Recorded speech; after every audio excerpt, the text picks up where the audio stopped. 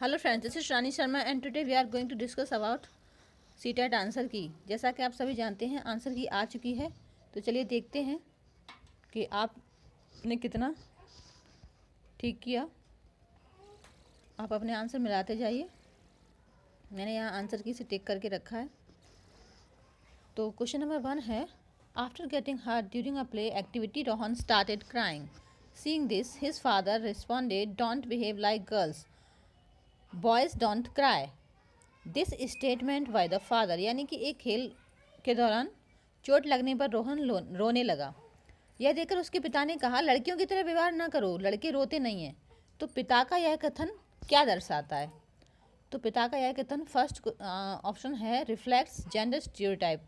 तो यहाँ यही आपका करेक्ट आंसर हो जाएगा कि पिता का जो यह कथन है यह लैंगिक रूढ़िवादिता को दर्शाता है। और सेकंड ऑप्शन भी देख लीजिए, आपको देखना है तो चैलेंजेस जेंडर स्टीरियोटाइप। तो ऐसा नहीं है, यानी लैंगिक रूढ़िवादिता को चुनौती नहीं दे रहा है। चुनौती देता तब तो इसके अपोजिट होता, या अपोजिट नहीं होता लेकिन समान होता, लड़के लड़कियों में कोई अंतर ना होता।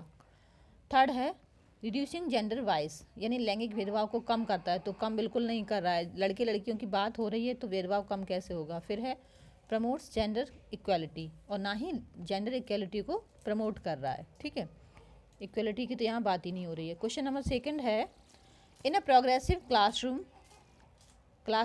एक प्रगतिशील कक्षा में क्या होना चाहिए?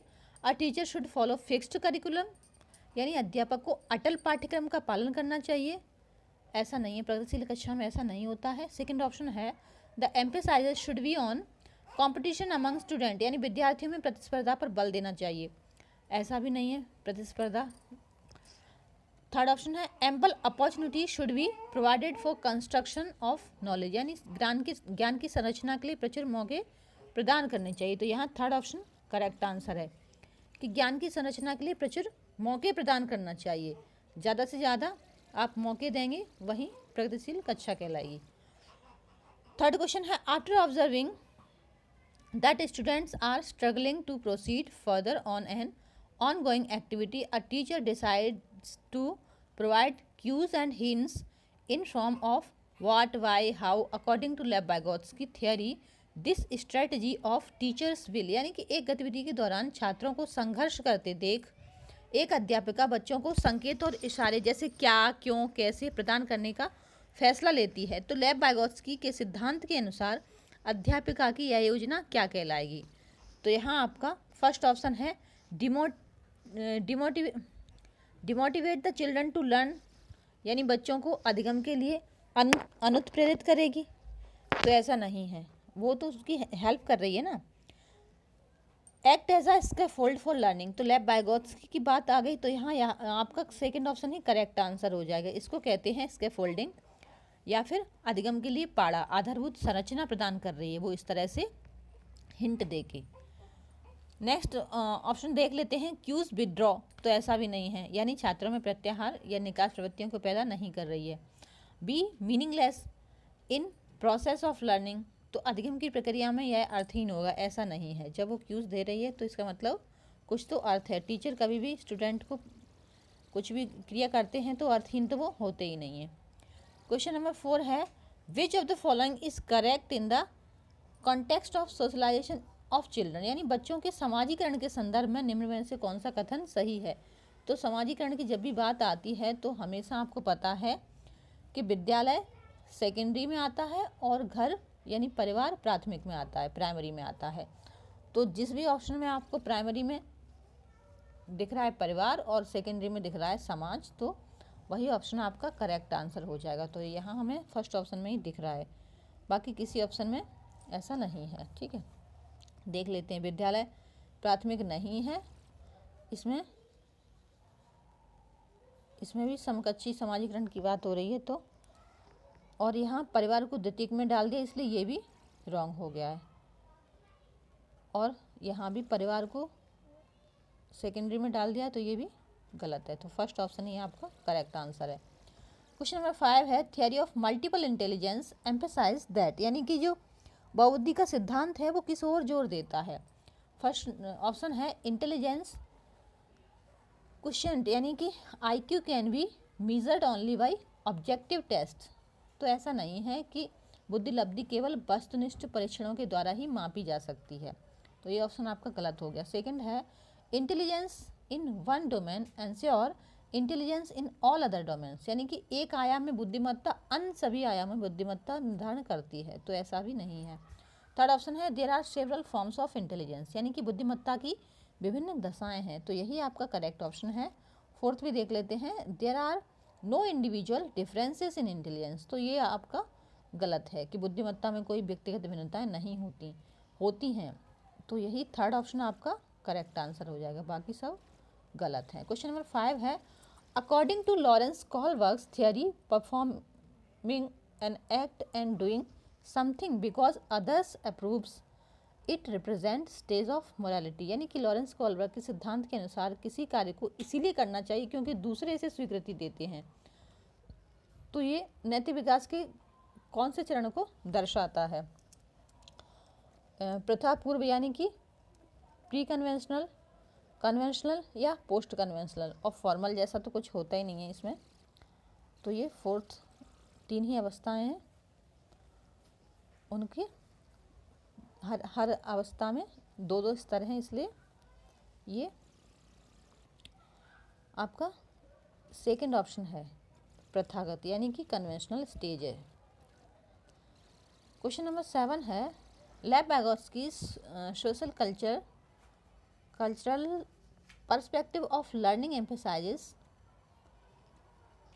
Importance of dash in the learning process, यानी कि लेव वैगोत्स्की के सामाजिक सांस्कृतिक परिप्रेक्ष्य अधिगम प्रक्रिया में डैश के महत्व पर जोर देता है, तो लेव वैगोत्स्की की जो थ्योरी थी उसका नाम भी सामाजिक सांस्कृतिक सिद्धांत है, इसलिए ये कल्चरल टूल्स यानी कि सांस्कृतिक उपकरणों को महत्व देता है, बाकी एट्रीब्यूशन मोटिवेशन ये सब नहीं है, ठीक है।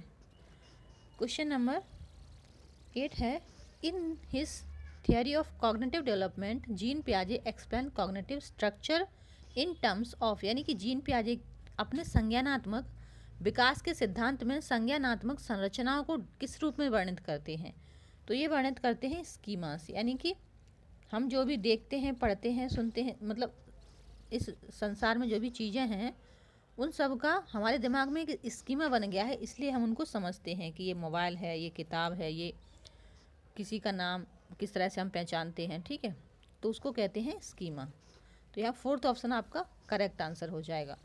क्वेश्चन नंबर 9 है pre operational stage in Jean पियाजे theory of cognitive development characterize, यानी कि जीन पियाजे के संज्ञानात्मक विकास के सिद्धांत में पूर्व संक्रियात्मक अवस्था में विकास का मुख्य गुण क्या होता है, तो ये थियरी हमने SPCF यानी कि इसका शॉर्ट फॉर्म बना लेते हैं, इनकी थियरी में 4 अवस्थाएं थीं, SPCF यानी सेंसरी, प्री ऑपरेशनल और SPCF कॉन्क्रीट ऑपरेशनल और F यानी कि फॉर्मल, तो ये 4 अवस्थाएं थीं जिसमें ये पूछा है कि किस अवस्था पूर्व संक्रियात्मक अवस्था में विकास में मुख्य गुण क्या होता है, पूर्व संक्रियात्मक जो कि प्री ऑपरेशनल स्टेज है उसका जो मुख्य गुण है वो है आपका सेकेंड ऑप्शन, यानी कि सेंटरेशन इन थॉट, विचार या सोच में केंद्रीकरण आ जाता है, सेंट्रेशन हो जाता है विचारों में। क्वेश्चन नंबर 10 है which of the following statement is correct in context of development, यानी विकास के संदर्भ में कौन सा कथन सही है। Development has the same rate growth across cultures for everyone, यानी कि विकास की दर सभी संस्कृतियों में सभी के लिए समान होती है, तो ऐसा नहीं है, सभी संस्कृतियों में बच्चे जिस संस्कृति में सीखते हैं दर अलग अलग हो सकती है। क्वेश्चन नंबर 2 है development occurs only thought learning that takes place in school, यानी कि विकास केवल विद्यालय में होने वाले अधिगम से ही होता है, तो ऐसा भी नहीं है, विकास घर में भी होता है, समाज में भी होता है, हर जगह होता है, सिर्फ विद्यालय में नहीं, तो ये भी गलत है। थर्ड ऑप्शन है development occurs only during the period of childhood, यानी कि विकास केवल बाल्यावस्था के दौरान ही होता है, तो ऐसा भी नहीं है, बाल्यावस्था में ही होता है, किशोरावस्था में भी होता है, उसके बाद भी होता है, तो फिर फोर्थ ऑप्शन है डेवलपमेंट इज मल्टी डायमेंशनल, यानी कि विकास बहुआयामी है। तो यहाँ ये फोर्थ ऑप्शन है वही करेक्ट आंसर है कि विकास बहुआयामी होता है। क्वेश्चन नंबर 11 है sequence of development among children from birth to adolescence, यानी जन्म से किशोरावस्था तक बच्चे की विकास किस क्रम में होता है। तो जन्म से यहाँ सेंसरी, जब बच्चा पैदा होता है तो अपने सेंस ऑर्गन जो होते हैं उनके थ्रू वह सीखता है, ठीक है। तो इसलिए जहाँ भी सेंसरी आ जाए तो फर्स्ट ऑप्शन में यहाँ सेंसरी है, बाकी किसी ऑप्शन में सेंसरी नहीं है, तो ये हम ऐसे ही काट देते हैं सारे। तो फर्स्ट ऑप्शन ही यहाँ करेक्ट आंसर हो जाए, क्योंकि सेंसरी उसके बाद फिर कंक्रीट, फिर एब्स्ट्रैक्ट। कंक्रीट जिनको हम छू के महसूस करते हैं वो चीज़ें होती हैं, अमूर्त जो जिन्हें छू नहीं सकते, विचार कह सकते हैं, कोई भी चीज़ हो सकते हैं। क्वेश्चन नंबर 12 है individual differences in a progressive classroom should be treated as, यानी एक प्रगतिशील कक्षा में व्यक्तिगत भिन्नताओं को किस प्रकार देखा जाना चाहिए।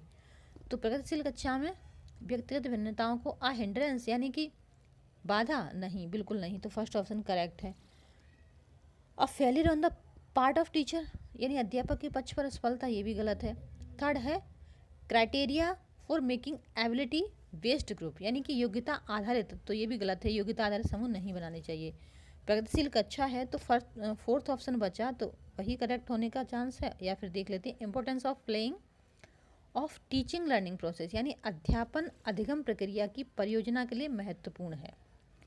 तो फोर्थ ऑप्शन यहाँ करेक्ट आंसर हो जाए। क्वेश्चन नंबर 13 है in a inclusive classroom emphasize should be on, यानी एक समावेशी कक्षा में किस चीज़ पर जोर देना चाहिए। परफॉर्मेंस ओरिएंटेड गोल्स, यानी कि प्रदर्शन अभिमुखी लक्ष्यों पर, या अनडिफरेंशिएट इंस्ट्रक्शन, यानी अविभेद समरूपी निर्देशों पर, या फिर थर्ड ऑप्शन है segregation of students based on their social identity, यानी सामाजिक पहचान के आधार पर छात्रों के अलगाव, यानी उन्हें अलग थलग कर देना।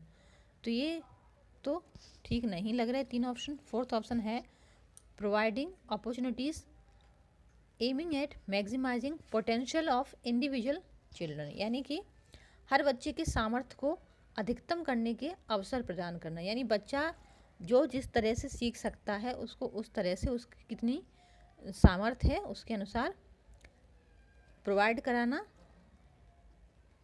अधिगम के लिए उसको साधन और शिक्षण विधियाँ प्रोवाइड कराना, यही एक समावेशी कक्षा में इसी चीज़ पर ज़्यादा जोर देना चाहिए।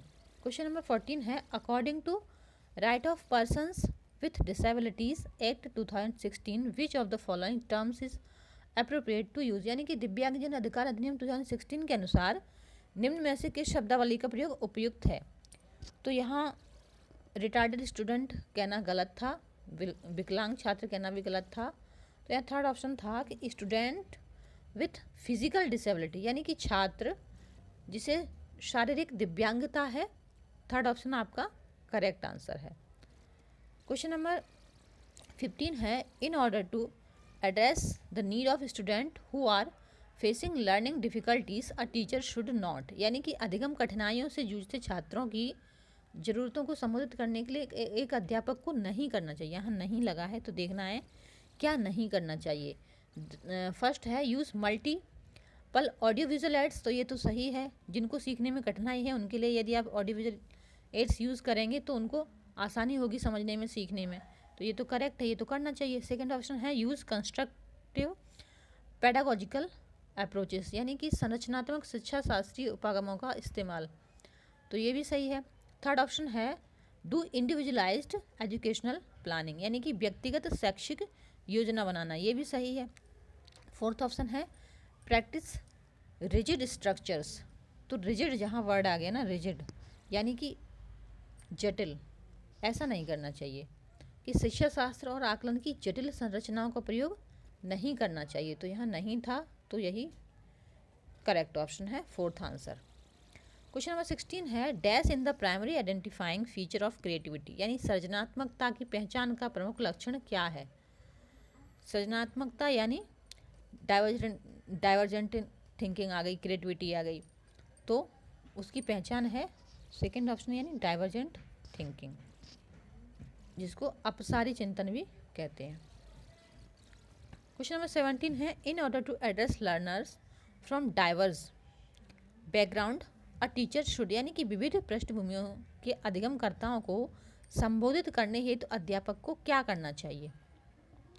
फर्स्ट ऑप्शन है avoid talking about aspect related to diversity, या फिर विविधता संबंधी मुद्दों पर बातचीत टालनी चाहिए। और सेकंड ऑप्शन है draw example from diverse settings, यानी कि विविध विन्यासों से उदाहरण लेने चाहिए। या थर्ड ऑप्शन है use standardised assessment for all, यानी कि सभी के लिए मानकीकृत आकलनों का इस्तेमाल करना चाहिए। या फोर्थ ऑप्शन है use statement that strengthen negative stereotype. तो ये सेकंड ऑप्शन यहाँ करेक्ट आंसर हो जाएगा, बाकी ठीक नहीं है, क्योंकि हमें ना तो सभी मुद्दों पर बातचीत टालनी चाहिए और ना ही सभी के लिए मानकीकृत यानी एक जैसे आकलन नहीं करनी चाहिए। जिसकी जैसी सामर्थ्य है, जो जैसा कर रहा है वैसा करना चाहिए, उसके अनुसार दिए जाना चाहिए। और ऐसे कथनों का इस्तेमाल करना चाहिए जो नकारात्मक, तो ये भी गलत है। तो यहाँ आपका सेकंड ऑप्शन ही करेक्ट आंसर है। सेट अलग अलग हो सकते हैं, लेकिन आप सारे ऑप्शन पढ़ेंगे तो आपको समझ में आ जाएगा। सेट के अनुसार आपको ऑप्शन नहीं लगाने हैं, बल्कि क्वेश्चन समझ के देखना है कि मैंने क्या किया था। ठीक है। क्वेश्चन नंबर 18 है, problem solving abilities can be facilitated bye, यानी कि समस्या समाधान क्षमताओं को किस प्रकार सुसाध्य किया जा सकता है। ऑप्शन नंबर 1 है focusing on drill and practices. Second option है encouraging fixed process of solving the problem. Third option है encouraging use of analogies. Fourth option है जनरेटिंग फियर अमंग स्टूडेंट। तो ये तो देख के ही आपको लग रहा है कि गलत है फोर्थ ऑप्शन, और एनकरेजिंग यूज ऑफ एनालॉजीज भी गलत है। तो और समस्याओं के हल हेतु अटल प्रक्रिया के इस्तेमाल को बढ़ावा भी गलत है। तो यहाँ फर्स्ट ऑप्शन है कि focusing on drill and practices, यही करेक्ट आंसर है। क्वेश्चन नंबर 19 है, motivation to learn can be sustained by, यानी कि अधिगम की जो अभिप्रेरणा है उसको किस प्रकार से कायम रखा जा सकता है, यानी बनाए रखा जा सकता है। बच्चों को दंड देकर, यानी कि पंचिंग द चाइल्ड, तो ये गलत है। दंड देकर हम कभी भी बच्चों को मोटिवेशन को यानी सीखने में जो उनका मोटिवेशन है, अभिप्रेरणा है, उसको कायम नहीं रख सकते। सेकंड ऑप्शन है focusing on mastery oriented goals, यानी प्रवीणता अभिमुखी लक्ष्यों पर जोर देकर। तो यही करेक्ट आंसर है कि उनका जो मास्टरी ओरिएंटेड गोल है उसको फोकस करके हम सीखने में जो अभिप्रेरणा है उसको कायम रख सकते हैं। तो यहाँ सेकंड ऑप्शन ही करेक्ट आंसर है। बहुत आसान, फिर क्या मतलब आसान चीज़ें दे तो फिर तो वो कुछ करेंगे ही नहीं बच्चे। या यंत्रवत याद करने पर, तो ये भी रोट लर्निंग नहीं करानी है, उन्हें समझ के पढ़ाना है। क्वेश्चन नंबर 20 है, शेम, यानी कि शर्मिंदगी क्या है। Has no relation to cognition, यानी कि संज्ञान से कोई संबंध नहीं है। या फिर can have negative impact on cognition, यानी संज्ञान पर नकारात्मक प्रभाव पड़ सकता है। या third option are very effective to motivate the children to learn, तो ऐसा नहीं है। शर्म की वजह से कोई बच्चा सीखने के लिए मोटिवेट नहीं हो सकता, तो ये तो गलत है।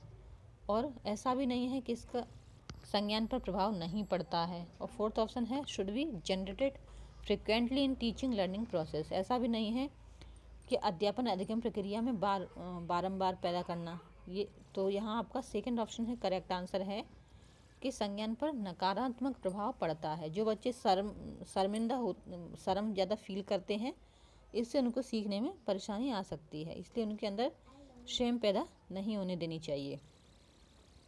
क्वेश्चन नंबर 21 है, विच ऑफ द फॉलोइंग, यानी ऐसा कोई काम नहीं करना चाहिए ताकि वो शर्मिंदगी फील करें। विच of the following is most effective mode of teaching learning, यानी कि निम्न में से अध्यापन अधिगम का सबसे प्रभावशाली माध्यम कौन सा है। रोट मेमोराइजेशन देख के ही ख़त्म कर दो, क्योंकि ये गलत नेगेटिव वर्ड है। Exploration of relationship between concept, तो ये सही है, यानी संकल्पनाओं के बीच संबंध खोजना। और थर्ड ऑप्शन है ऑब्जर्वेशन विदाउट एनालिसिस, ये गलत है कि बिना एनालिसिस के ही ऑब्जर्वेशन, बिना विश्लेषण के अवलोकन करना। फोर्थ है इमिटेशन एंड रिपीटेशन, यानी अनुकरण और नकल को दोहराना, अनुकरण या नकल, तो ये भी गलत है। ये प्रभावशाली माध्यम नहीं है, मतलब गलत नहीं है लेकिन प्रभावशाली नहीं है, इसलिए इसको गलत आंसर है। तो ये सेकंड ऑप्शन यहाँ करेक्ट आंसर है। क्वेश्चन नंबर 22 है अ teacher should analyse the various errors made by student on a given task because, एक अध्यापिका को दिए गए किसी कार्यकलाप में छात्रों की विभिन्न त्रुटियों का विश्लेषण करना चाहिए क्योंकि, तो ये she can decide degree of punishment accordingly, ऐसा नहीं है। बच्चे जो गलतियां करते हैं उनसे उसके आधार पर दंड की मात्रा निर्धारित नहीं की जानी चाहिए। सेकंड ऑप्शन है understanding of errors are meaningful in the teaching learning process, यानी त्रुटियों की जो समझ है वो अध्यापन अधिगम प्रक्रिया के लिए अर्थपूर्ण है। तो यहाँ ये सेकंड ऑप्शन है वही करेक्ट आंसर है। बच्चों की गलतियाँ बताती हैं टीचर को अपना अधिगम यानी सिखाने के लिए जो लेसन प्लान बनाना है, कुछ करना है, तो उसमें मदद करती हैं कि बच्चा किस तरह से सीखते हैं, इसलिए ये हेल्प करती हैं बच्चों की गलतियाँ। तो यहाँ सेकंड ऑप्शन ही करेक्ट आंसर है। क्वेश्चन नंबर 23 है it is difficult for children to learn when, यानी बच्चों को सीखने में कठिनाई होती है जब, तो बच्चों को सीखने में कठिनाई कब होगी। Information is presented in disconnected chunks, यानी कि सूचना अलग अलग टुकड़ों में प्रस्तुत की जाए। तो यहाँ यही आपका करेक्ट आंसर हो जाएगा कि बच्चों को जब इन्फॉर्मेशन चंक्स में और जो कनेक्ट नहीं है एक दूसरे से, आप कभी प्रोग्रेसिव एजुकेशन की बात कर रहे हैं, बीच में आप किसी और चीज़ खेल की बात करने लगे, तो मतलब जब सूचनाएं क्या अलग अलग टुकड़ों में प्रस्तुत की जाएंगी, एक दूसरे से कनेक्टेड नहीं होंगी, तो इस तरह से बच्चों को सीखने में कठिनाई होगी, इसलिए ये ऑप्शन आपका करेक्ट है, ऑप्शन नंबर 1। क्वेश्चन नंबर 24 है best state of learning is, यानी अधिगम की जो सर्वोत्तम अवस्था है वो कौन सी है। तो यहाँ थर्ड ऑप्शन कि मॉडरेट अराउजल नो फियर, यानी संतुलित उत्तेजना और कोई भय नहीं। क्वेश्चन नंबर 25 है constructivist view of learning suggested that children, यानी कि जो अधिगम का संरचनात्मक विचार यह सुझाव देता है कि ज्ञान की संरचना में,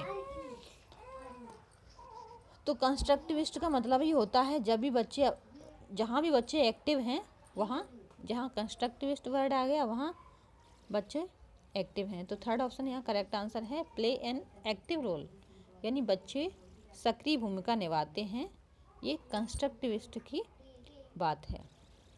क्वेश्चन नंबर 26 है which of the following believes is good for learning, यानी कि अधिगम के लिए निम्न में से कौन सी धारणा उपयुक्त है। Ability to improvable, second option है ability to fix, ability is fixed. First option है एबिलिटी इज़ इम्प्रूवेबल, यानी कि योग्यता सुधार्य है, तो यहाँ फर्स्ट ऑप्शन ही करेक्ट है कि योग्यता सुधार्य है, बाकी सारे ऑप्शन गलत है। क्वेश्चन नंबर 27 है conceptual understanding among student is likely to improve in the setting which emphasise on, यानी निम्न में से कौन सी परिपाटी विद्यार्थियों में संकल्पनात्मक समझ में बढ़ोतरी करने में सहायक है। तो क्वेश्चन इसका option number 4 inquiry and dialogues, यानी अन्वेषण और संवाद यहाँ करेक्ट आंसर है। क्वेश्चन नंबर 28 है during a task Saina is talking to herself about ways she can proceed on the task according to Lev Vygotsky's ideas on language and thought. This kind of private speech is a sign of, यानी कि एक कार्य के दौरान साइना स्वयं से बात कर रही है कि वह कार्य पर किस प्रकार प्रगति कर सकती है। तो लेव वाइगोत्स्की के भाषा और चिंतन सोच के बारे में दिए गए विचारों के अनुसार इस तरह के जो व्यक्तिगत वाक है वह क्या दर्शाता है, तो वो ये दर्शाता है कि सेल्फ रेगुलेशन, यानी वो क्या कर रहा है, स्वयं नियमन, यह स्वनियमन दर्शाता है। क्वेश्चन नंबर 29 है evaluation practices should aim at, यानी मूल्यांकन पद्धतियों का लक्ष्य होना चाहिए, तो क्या होना चाहिए मूल्यांकन पद्धतियों का लक्ष्य। फर्स्ट ऑप्शन है लेवलिंग ऑफ स्टूडेंट, तो जहाँ लेवल वर्ड आ गया, इन बच्चों को नामांकित करना अलग अलग, ये ऐसा है ये वैसा है, तो ये गलत चीज़ है, तो ये कट जाएगा ऐसे ही। सेकंड ऑप्शन है सेग्रीगेशन, यानी कि अलग थलग कर देना, तो ये भी नेगेटिव वर्ड है, इसलिए ये भी गलत आंसर है। थर्ड ऑप्शन है identifying students needs and requirement, तो यहाँ जहाँ बच्चे की ज़रूरतों को पूरा किया जाए वहीं करेक्ट आंसर हो जाएगा। ये एवेल्यूएशन की मूल्यांकन पद्धतियों का यही लक्ष्य होना चाहिए। फोर्थ ऑप्शन में देख लेते हैं identification of high achiever for prize distribution, तो ये भी गलत है। ठीक है, तो बाकी सारे नेगेटिव वर्ड हैं, इसलिए आपका थर्ड ऑप्शन करेक्ट आंसर हो जाएगा। क्वेश्चन नंबर 30 है individual differences in development of children can be attributed to, यानी कि बच्चों के विकास की व्यक्तिगत भिन्नताओं को किस प्रकार प्रतिरूपित किया जा सकता है। तो यहाँ आपका फोर्थ ऑप्शन है, यानी कि interplay of heredity and environment, यानी कि आनुवंशिकता और पर्यावरण की पारस्परिकता पर। बच्चों की जो व्यक्तिगत भिन्नताएं हैं उनमें जो अंतर होते हैं उस पर जो महत्वपूर्ण उसका जो रोल है वो आनुवंशिकता और वातावरण का ही है। उसमें आनुवंशिकता और पर्यावरण पारस्परिक रोल प्ले करते हैं। ठीक है, तो यहाँ इसका फोर्थ ऑप्शन करेक्ट आंसर हो जाएगा। तो देखिए आपका कितना करेक्ट हुआ, क्या हुआ। मिलते हैं नेक्स्ट वीडियो में, तब तक के लिए धन्यवाद। और वीडियो पसंद आया तो शेयर कीजिए, आप चैनल पर नए हैं तो सब्सक्राइब कर लीजिए, ताकि आगे भी इस तरह से आपको वीडियोस मिलते रहें। Thank you so much.